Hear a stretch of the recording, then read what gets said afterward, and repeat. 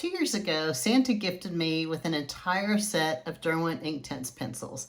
And I was so excited because now all of a sudden my coloring pages could finally be amazing and awesome. But those dreams quickly got kicked to the curb. And so after 2 years of not working with these pencils at all for the most part, I've decided once and for all, I'm going to get to the bottom of this and I'm going to either love these pencils or hate them by the end of this video. So I'm going to run some tests, do a few little experiments, maybe a little crying, but what could go wrong, right? So meet me on the other side and we'll get started and see what happens.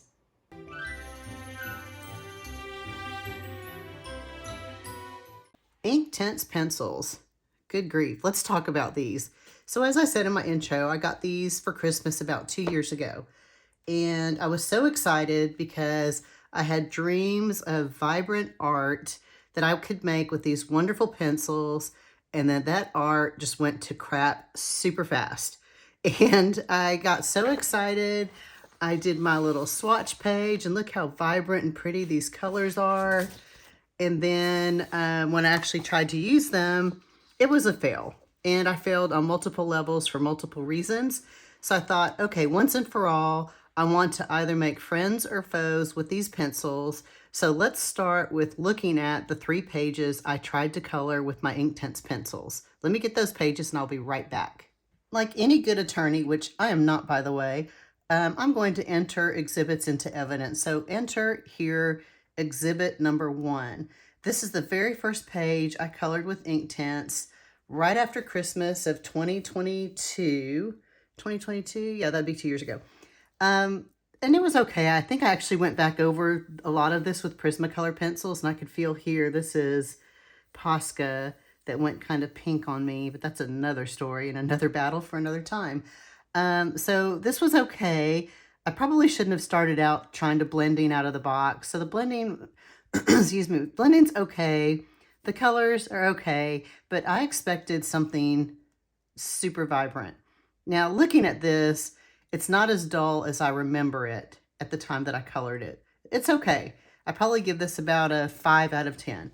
But this was my attempt number 1. Let me go and get attempt number 2. One thing I failed to mention before is that I really haven't touched these pencils in the last 2 years. So as I look at these pages, I haven't really looked at them in 2 years. So sometimes your memory can fool you, right? But it's important to note for this video, and what I'm going to do on this video is that I haven't practiced with these pencils before recording today. I thought it would be more fun to just kind of hop on here and hit record and do some more thoughtful tests than what I did out of the box with some of these pages, where I just kind of dove into the deep end with high expectations and low impact results. So all of that said, keep that in mind as we look at this stuff. So this is from Hannah Carlson Magical Dawn.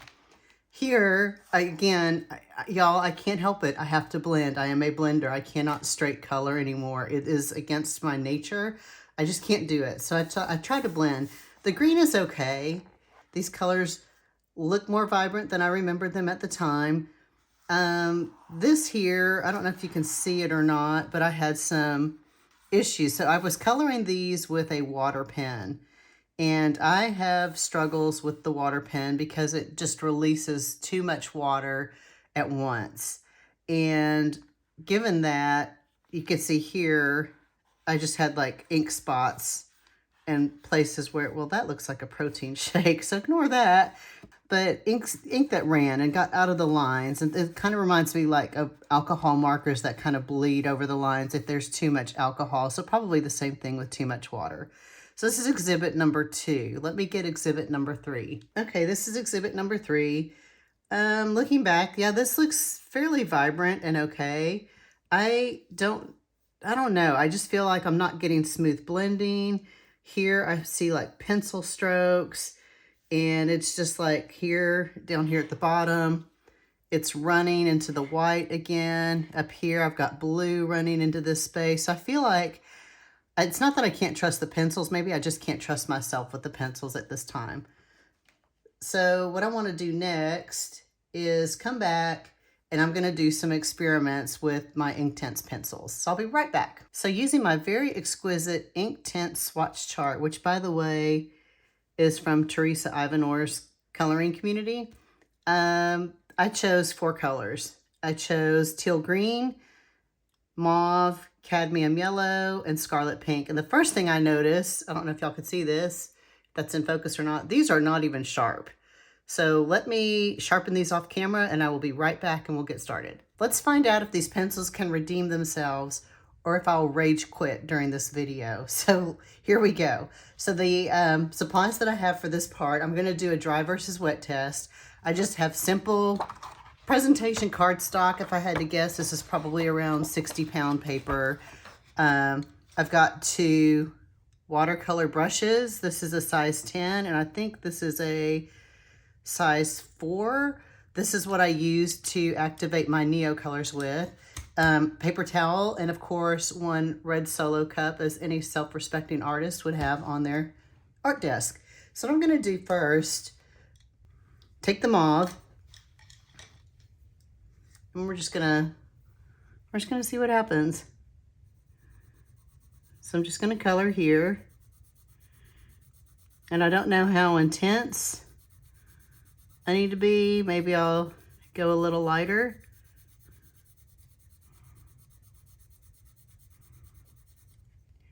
And let me put some water on this brush and see what happens. I'm gonna go light into the dark. Hey, that's kind of pretty. And I can still see some of the pencil marks a little bit, like right up here.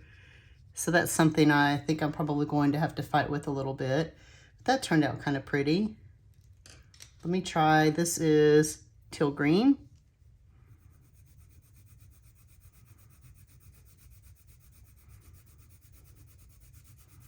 See if I can make my strokes more even. But I think where I have like these darker strokes, that's where I'm gonna see them when I activate. Let's find out. That's really pretty. Y'all, it's like watching a boring caterpillar turn into a chaotic butterfly. Really super pretty. Okay, let's do one more color. Let's try orange. What is that? Oh, sorry, scarlet pink, not orange. Or it is kind of orangey though. But we have to trick up our color names, don't we? Yes, we do. Okay, let's try this. And this time I'm gonna try going really dark.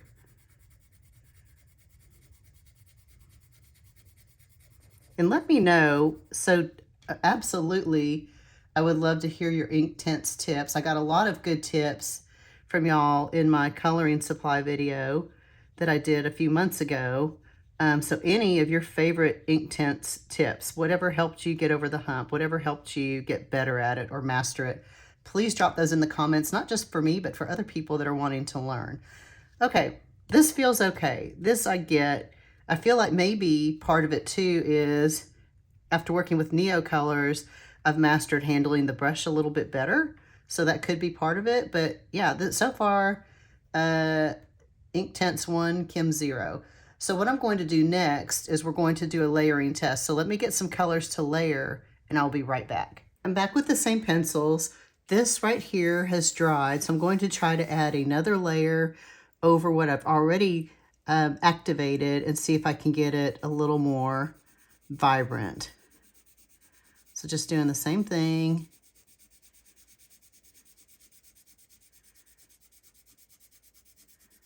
Okay, let's see how that works. Now, one thing I know that's different about Inktense than something like Neo Colors is that the ink below doesn't get picked up and moved around. So that actually got a little more vibrant. That's really pretty. Let's try the mauve. So this is either going to be genius or a crime against art. Let's see what happens. Again, I've got these pencil strokes. Maybe I'll try to be intentional to see if that is where part of my problem is.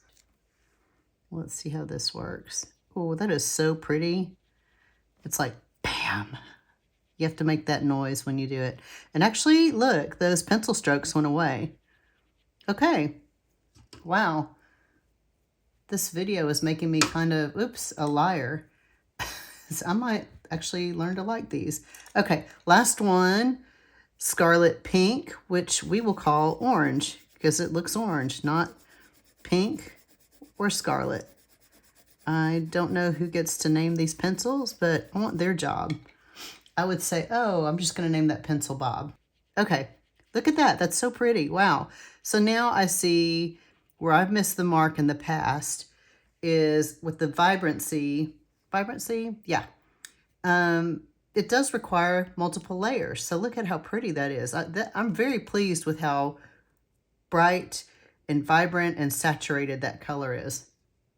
Okay, let's see what we will do next. So next I want to try to blend some colors. So let me see if I can get a color family set and I will be right back.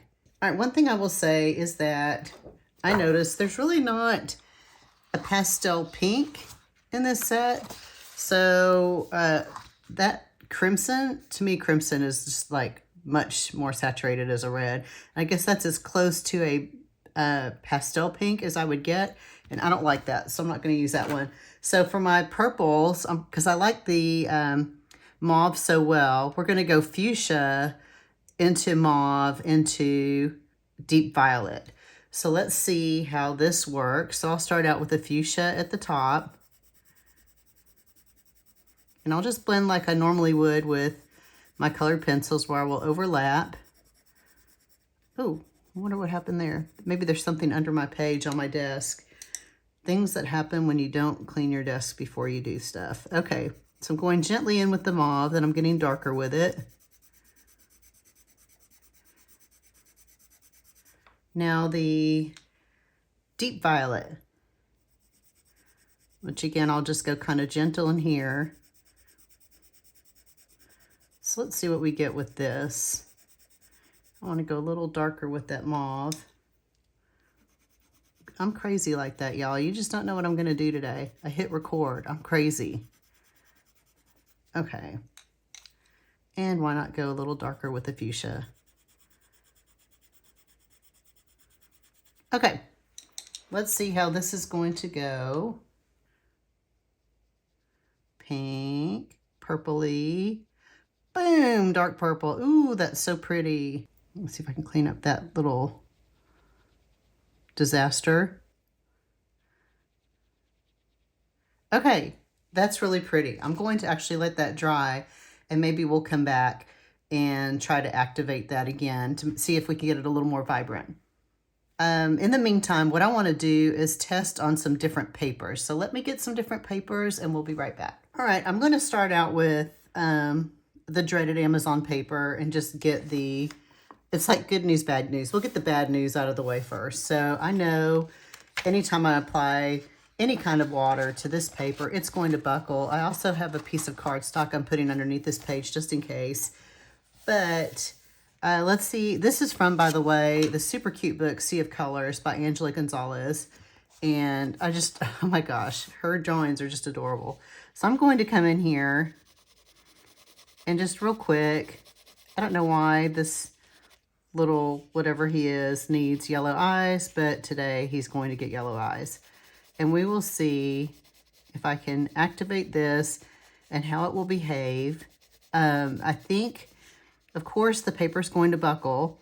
One tip that, if y'all know Angie Grace with her wonderful books on Amazon, she gave me a really cool tip and said, hey, did you know that if you activate your stuff, including Inktense, on Amazon paper with alcohol, it doesn't buckle.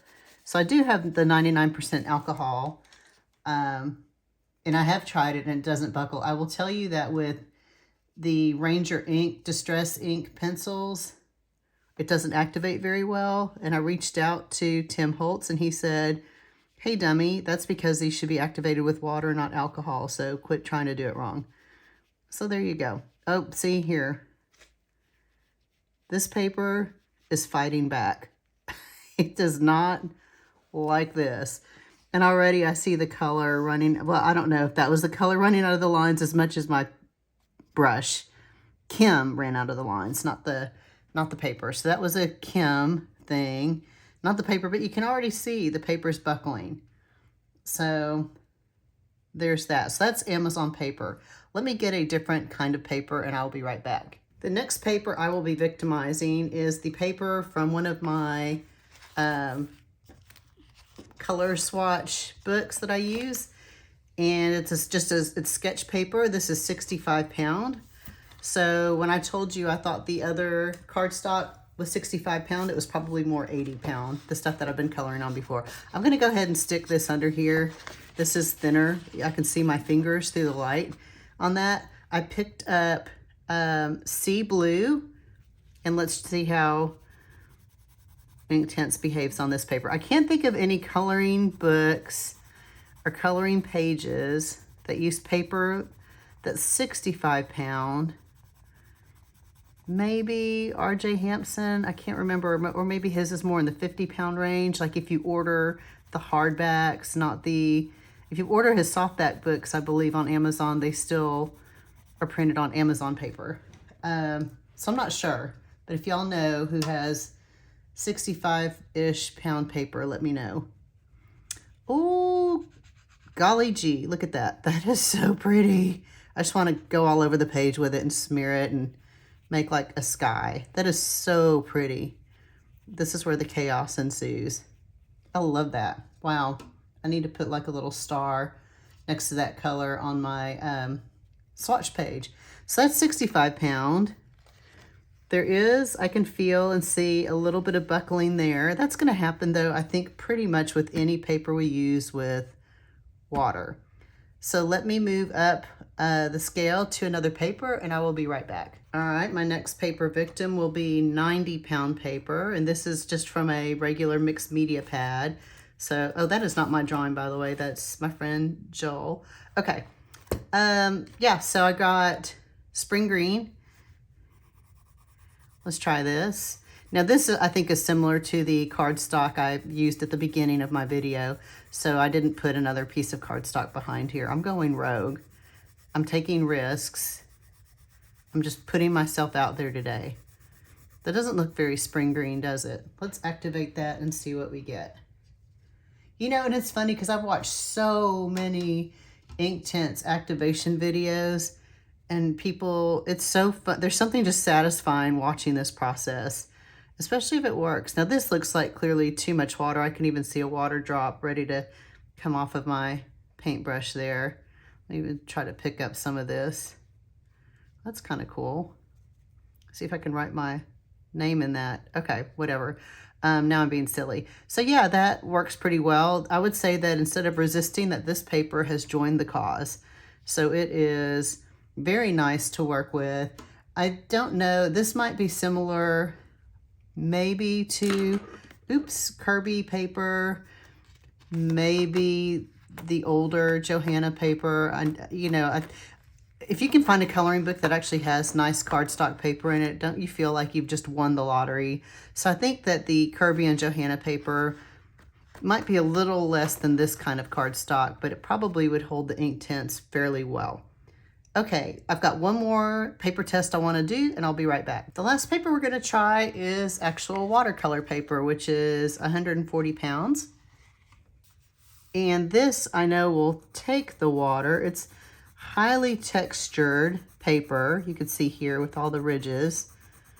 What I wonder is if the color, like as it soaks all that water into the paper, if the color loses saturation.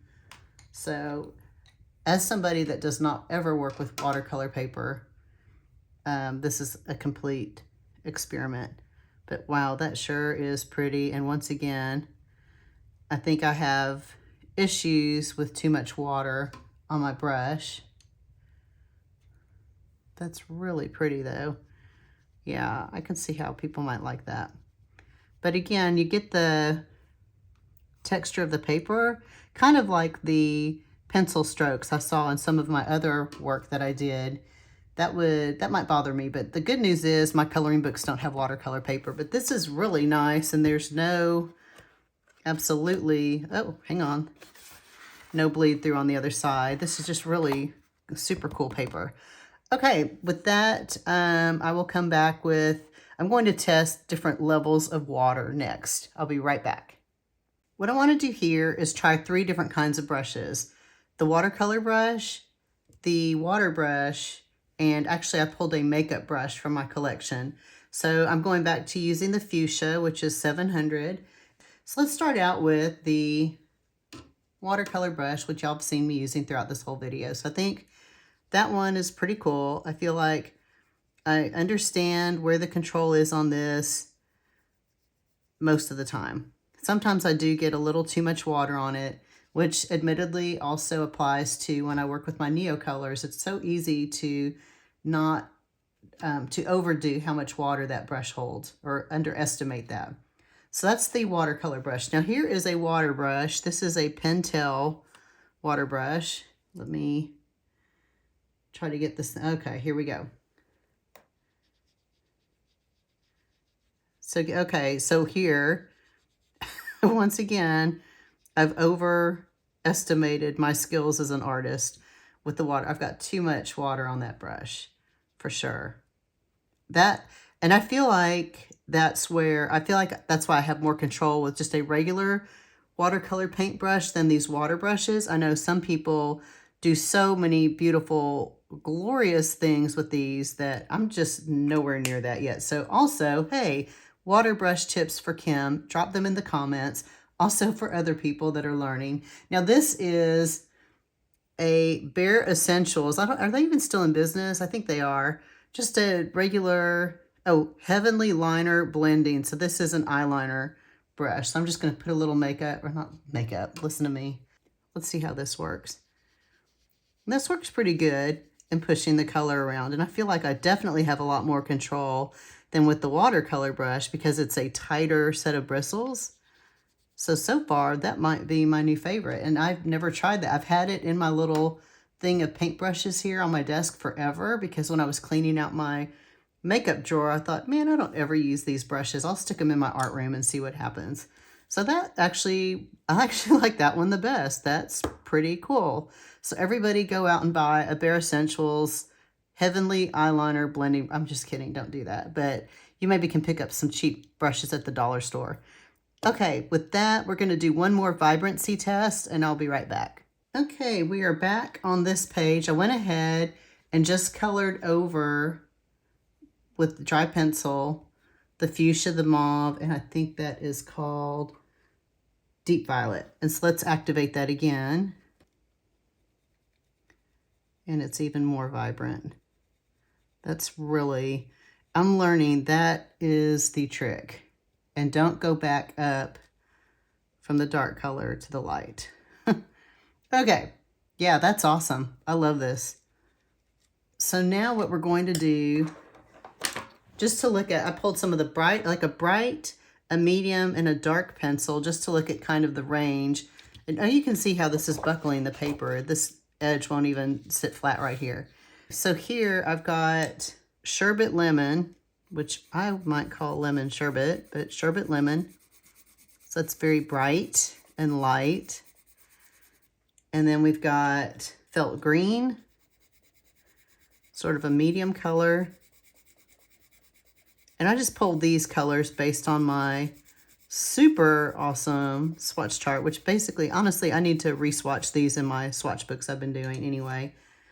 And Payne's Gray, which I always think, I love this bluish gray so much. And I thought these would be 3 pretty colors to really ooh and ah. What is that? That looks like something on my wood desk. All right, well, there you go. That's an artist embellishment. I meant to put that there. It looks like an alien crop circle in the middle of my video. Yeah, awesome. Enjoy that. Okay, so let's start out with the light color.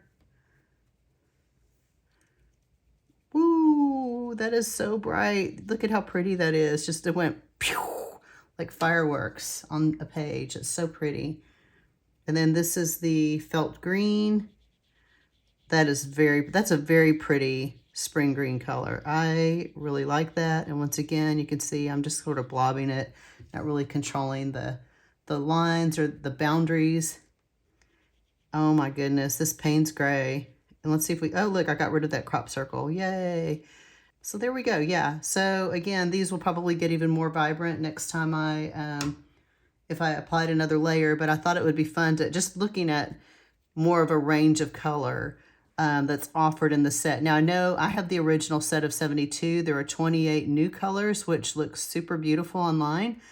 But I don't have those yet. So I have to envy people that do. Okay, that said, I'm going to try to find a coloring page and color some of it. I'll speed color on camera, and then I will make a final conclusion on thumbs up or thumbs down on Inktense for Kim. I'll be right back. I've selected a page from Alien Worlds by Kirby Rosanes. I figured a circular blob like this would be something I could tackle with Inktense fairly quick on this video. I have chosen a variety of greens to blues to violets for this planet. And so let's see if I'm truly an artist or just a color chaos creator. So stick with me as I speed color, and I will join you at the end.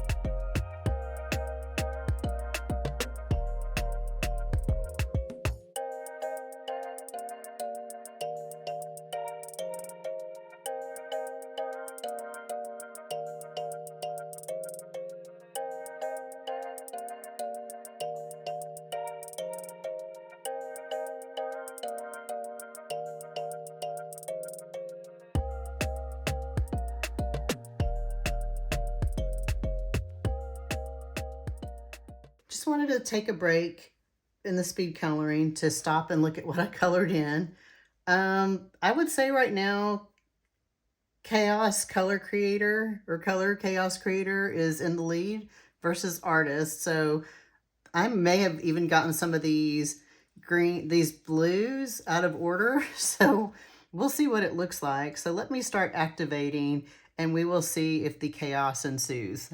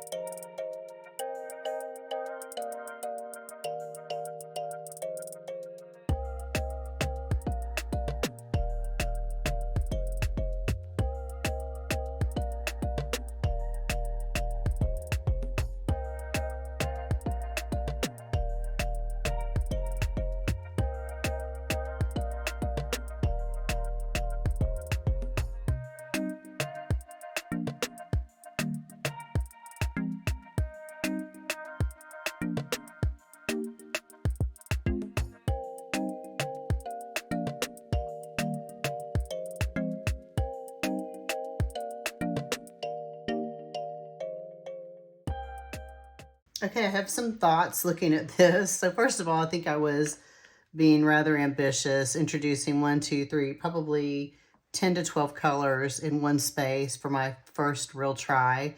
I see a lot of striations or places where the color could have blended better. Places where I have some spots where I could have used more color. So what I'm going to do is let this dry, add a second layer, and try to touch up some of these spots.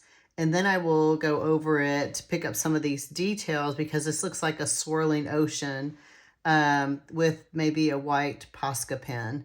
So we will see how this turns out, so stay tuned. All right, so I got a second layer of color down and blended it a little bit better, but it really, y'all, this paper has taken a toll. So I feel like the sacrifice or the trade-off is the more vibrant, the more damage it's going to do to your paper.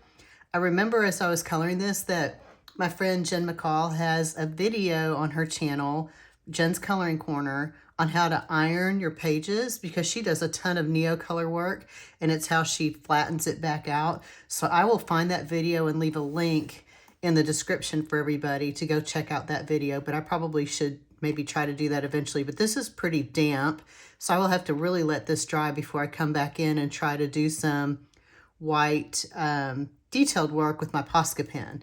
So far, I think I'm still uncertain about Inktense, but I'm getting there. So let's see how the detailing goes, and I'll be right back. So it's a day later, and I've worked on this page a little bit more. Still have not ironed it. You can see it almost looks like an oval, unless I push down on it for y'all. I'm really happy with the Inktense part. I went back in with some black colored pencil and just darkened in some of these shadowed areas. And then I started using a white Posca pen to do some of the outlining to give the picture movement. I'll finish that later. I thought about finishing the background, but then realized that this video isn't about this page. This video is about whether or not I've decided that I've conquered Inktense pencils or I'm going to bench them. So my final verdict, I think, is somewhere in the middle. I feel like even now, looking at these, they're staring at me in kind of an intimidating way. I'm still a little intimidated with them, but I think I'm probably, move those to the side. On a scale of 1 to 10, I'm probably around a 6 or 7 on my confidence level with Inktense pencils. So I will not bench them. I will encourage myself as much as I can to, start using them more. I will probably still reach first for my Distress inks and then Neo colors, and then put Inktense in third place. But it's a new year. I don't make coloring goals because I just don't even make resolutions that I just know I won't keep them. So, but I think I will try to start reaching for them a little bit more and working with them more. I'm not comfortable working, for instance, with them in very tight spaces. I have to practice more control with my brushes and the water before I feel like I can conquer that. So that's why with this picture, I felt a little more confident because it's just a wide open space that I could sort of smash the color around and mix it.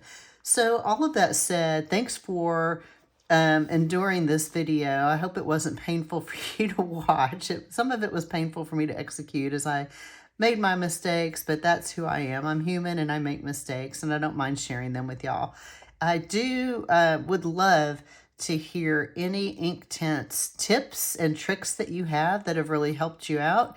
Any tips on water control and brushes. And again, it's not just for me, it's for anybody else that finds this video that is interested in learning more. So thanks for coming along on this journey with me, and I will see you guys next time. Bye-bye. I just wanted to come back on here and show you guys the page. I just completed it, and I thought, you know what, I'm going to go ahead and add it to the end of this video. So you can see I continued to draw in the rest of the white lines, and then I took Distress ink and sort of went opposite. So green in the space galaxy on this side, with a turquoise on the other side to bring out this real pretty turquoise here. I still have to iron this page. It is buckling so bad now with the Distress ink on here too. But added some little sparkly stars. A lot of the little dotted stars from the Posca got lost. And then I added a shooting star sort of at the end. But there you go. I just wanted to share that with you guys. So thanks again for watching, and I will see you next time.